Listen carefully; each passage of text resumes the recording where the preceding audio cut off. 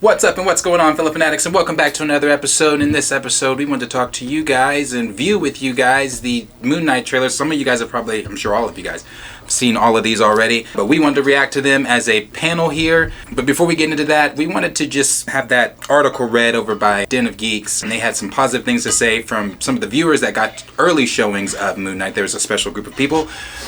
We're not that special. I want to find a headbutt whoever got to watch the series already. We are not that special. We are so far from being that special, but we need you guys' help for that. But the special group of people got to see the first 4 episodes. And Q, what are the reviews and what are they saying about what they saw? The article says, Marvel's highly anticipated new Disney Plus series Moon Knight will begin streaming on March 30th. But ahead of the show's debut, a select group of people have already been invited to watch the first 4 episodes. Their reactions seem to be overwhelmingly positive, with one saying it's the best MCU TV show ever.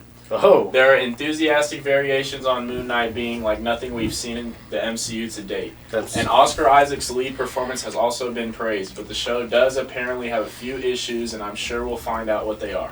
Or how much they might personally bother us when we get to see it for ourselves. None of that surprised me in any way. If you're surprised to hear that Moon Knight's one of the best things in the MCU coming out. When you look past the surface, what do you see? Complicated man, battling an inner conflict, struggling for balance. Am I like some sort of secret agent? It's a little more complicated than that.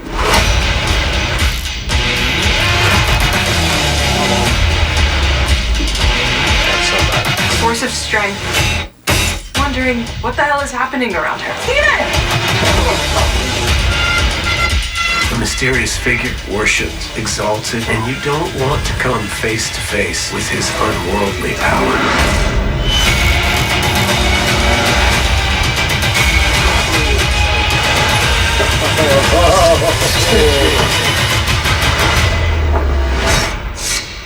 Marvel's Moon Knight is coming to Disney Plus. Trust me, he's the one you'll see coming. That's so bad. The different voices are so fucking cool too. No, the different accents. That is so fucking good. Yeah, that's great. We've heard nothing but positive things about Moon Knight. Since the group of people that have gotten to see it, I've heard nothing but positive things about it. Like Trey said, I'm not really surprised about the positive things I'm hearing about it. I mean, if you know the character of Moon Knight, you know that this was going to be a hit for Marvel if done correctly, and it sounds like they've got a hit on their hands. And one of the things I will say, though, as much as I want to be one of those groups of people that receives the email asking, do we want to watch that, I don't know if I would accept that, honestly. Now, you guys could watch it without me, but I don't know if I would want to see the first 4 episodes this early and then have to wait 6 damn weeks to see the next 2 episodes. You know, and I don't know. That's just me. I get that. I'd rather watch it with everyone as it. I mean, if they were going to allow me to watch the whole thing early on, then sure. But I mean, I just maybe it feels like some movies. But I will give it this. You know, I whenever you take a story like this with a character like this, that simply following the source material, there's going to be a great story. But you also get people involved that care about the craft, right? That care about the work they're putting into this. It's going to be well received, you know, and that's what I think people need to pay more attention to when handling these type of superhero roles. It is not, you know, this goes back, we said this with them switching up the Joker a lot. I don't want to see your spin on the character. I don't want to see your interpretation, your take. Nobody bought your comic book. We bought Moon Knight comic book. And from what I'm seeing here, Oscar Isaac is making sure we are getting the Moon Knight straight out of the page. Oh, yeah. Mm-hmm. Oh, yeah. Like I said, it looks like it's going to be great. The shots, the visual effects, everything that we are seeing in these trailers, everything that they've put out, the Mr. Knight, him talking to himself, the reflection, Mark having the conversation with Steven, it all looks like it's amazing. Cody, what do you think about the trailer? I mean, I thought it was great. I mean, I loved seeing the interaction with his reflection. I thought that was really cool. I mean, the part that stuck out to me the most was his cape. When he was flying down, his cape just looked so cool. Yep. I mean, everything about it, like we saw literally a ton of shots of him jumping from rooftops. I love that. Yeah, that's badass. Q? 2 things just from that little trailer, off what Cody said. It touches on how deep they're going into the mental health aspect of it. Because, you know, like, when you have those multiple personalities, you, like, he believes that he is like going to be talking to someone other than himself, and it's going to be weird for him. And I think that's what's going to be different, that maybe some people are like, we might not like how they're doing some stuff about it. Other than that, I think this show is going to be something that the MCU has done the best looks on ever. Like, it's gonna look visually amazing from what I've seen. Like, Khonshu looks good.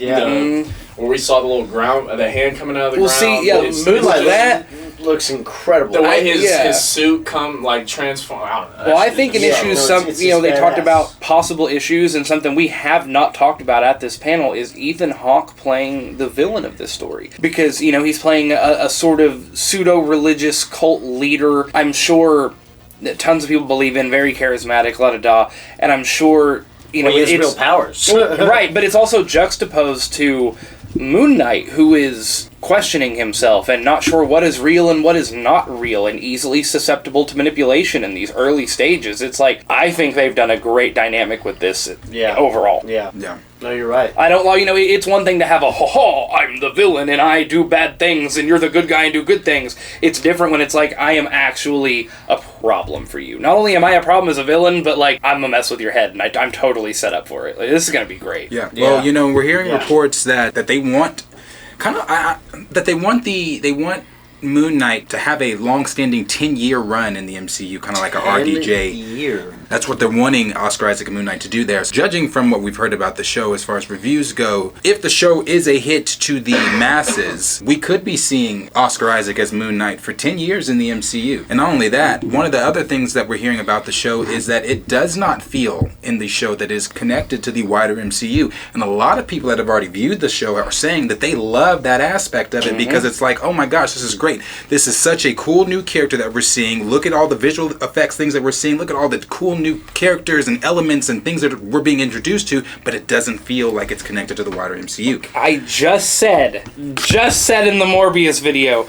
make a good series and people will watch it. I know there's a difference and a dichotomy between Morbius and Moon Knight of all people, but I'm just saying the isolation, not over shoving the Avengers down my throat to get me to like your story. Make a good story and people will come, and then the Avengers overall will be better because of the character. But I think it's kind of like Shang-Chi went, where I liked Shang-Chi a lot. I thought it was a good movie. It was a fun movie for sure. And the only real tie-in that you saw before the end credits scene was when Abomination and Wong are fighting.